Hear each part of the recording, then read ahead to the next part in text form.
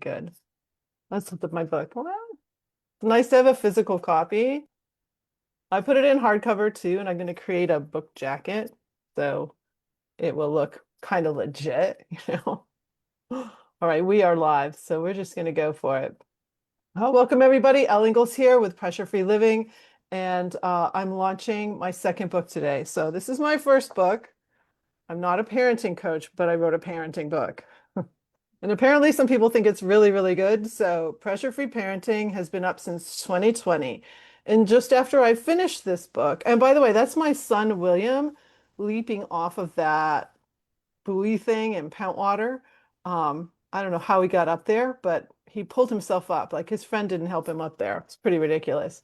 And I talk about how some people on the beach are like, that boy shouldn't be out there doing that, and all the kinds of things. And I'm like cheering my son on for jumping off something that I guess could be slippery and dangerous. But that's how I parented. So pressure-free parenting. Right after I finished it, I started working on this book. I worked on this book for 2 years, had it edited, developmentally edited. Um, and I thought I was like done, like ready to launch it. And then I hired a writing coach named Brian Morgan. Rebecca's worked with Brian. She's so cool. She's on this call here on Zoom. Um, I introduced him to her. So Brian took a look at a cursory glance at my book, I should say. And he said, "Oh, you're rewriting this thing." So that was 2 years ago. So this book has been in the works for 4.5 years. Um, and finally I'm launching it. And I still feel like I could spend 4 more years on it, trying to make it perfect because I'm a bit of a perfectionist. But the inspiration for this book was actually my father. So my father was a bank president. He worked his way up as a banker. And when I think about him, he was a very amazing athlete in high school. He started when I was born, he was very fit. Like he was in great shape. But as he was moving up the ranks, he gained weight. He was smoking a ton. He was drinking. And when I was in third grade, he stopped smoking, stopped drinking, like lost a ton of weight. Like he really took care of himself.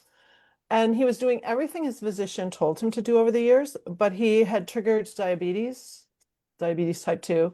So then he was like really watchful of things. So he's trying to do everything his physician said. He never worked on the weekends. He was always with us doing projects and building stuff. And when he took vacation, he totally took vacation. He might slip into the bank like maybe once or twice, but he really did vacation well. So he thought he was doing everything right. So I modeled that as an executive. I worked hard, and then I would have my kind of Calgon take me away evenings and hang out with my family and relax. I thought I was doing everything right. I meditated, I prayed, I exercised, I ate pretty well. I've never smoked and I've never had a lot to drink. I think I've been drunk twice in my life, and I remember the moments very clearly. So, but not as clearly as they might have actually been. Uh, so I try to take really good care of myself. But yeah, I was triggering the stress response as my father was every single day. So my expertise is on the stress response. And when I think about dad, who died at 72 of a heart attack, his second heart attack, he survived the first one. Thank goodness my mother got him to the hospital in time because he might not have survived the first one, which would have been, he would have been about my age. Um, and I'm the same age, I'm 63 today, that my mom was when she first contracted breast cancer, or they first discovered it. And we lost her at 68. Dad just died 3 months after her of a broken heart, everybody said. But really, I think it was because of the stress response. Because two of his best friends lived to be in their 90s. I just attended one of their funerals. So here's a little bit in the middle of the book. I just pulled a random page. I'm talking about Steve Jobs here. So Jobs had islet cell neuroendocrine pancreatic cancer, a cancer of the cells that produce the hormones insulin to lower blood sugar and glucagon to raise it. The function of the rest of the pancreas is to create enzymes for digestion. A study conducted by Columbia University Irving Medical Center has noted the role of stress on these cells and the tumors that form. Catecholamines released during the stress response drive production of molecules that stimulate nerve growth around the tumors. Those new nerves, in turn, promote tumor development and make more catecholamines, perpetuating the cycle. In other words, stress sets up what we call a feed-forward loop between nerves and cancer cells that promotes tumor development, says study leader Timothy Wang. Most high achievers have issues with time, and you may too. We're driven to work hard, and not everyone can match our pace. We're also addicted to adrenaline, which is one of those hormones in that first flood of catecholamine stress hormones. I call it a cocktail. And by the way, overexcitement will trigger the stress response just as much as anger, annoyance, anxiety, or feelings of shame. Once this cocktail of hormones is released, our sense of time can get twisted. Hence, we can be impatient, frustrated, in a hurry, not present, even frantic.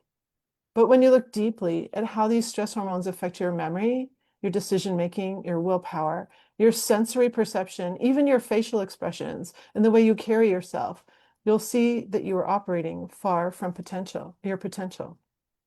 I like to quip that if you consider yourself a type A personality, you can, by mastering this method, become a type P, which is present, productive, powerful, and pressure-free. One of my clients described the new way they felt as the ultimate competitive edge. It is my intention to help you understand that once you quit the adrenaline habit, you will actually have more productive time in your day. And by reducing and preventing chronic disease, more quality time, perhaps quality years and decades. So there's a little snippet for you. And wow, the book is on Amazon. You can just go to Amazon and type in pressure-free CEO. I've put the link below in some of these things. And when I get on this video, I'll put the link below here in this. And I'm going to close out this Facebook Live and talk to some people who've come on Zoom. If you want to join us at www.zoomwithelle.com, we're just going to have a short little time together and just celebrate. Like it's more 4.5 years, a lot longer than 9 months of birth and a baby. So I'm pretty glad that this is at least out and I'll be able to share it with clients and at my speaking engagements. So I wish you a great pressure-free day and we'll close out this live. Let's see, where is it? Here it is. I think.